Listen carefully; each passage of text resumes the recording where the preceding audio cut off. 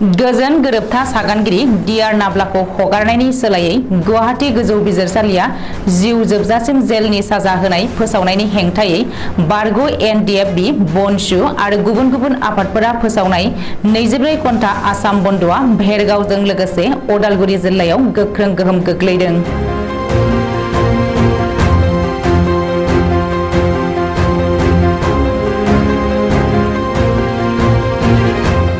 दिनै फुंनि 5 रिंगानिफ्राय गाबोन फुंनि 5 रिंगासिम फोसावनाय 24 घन्टा आसाम बन्दनि समाव जेनिबो जायगायाव गाज्रि जाथाय जानायनि जेबो खौरां मोननाय जाथ'वाखै।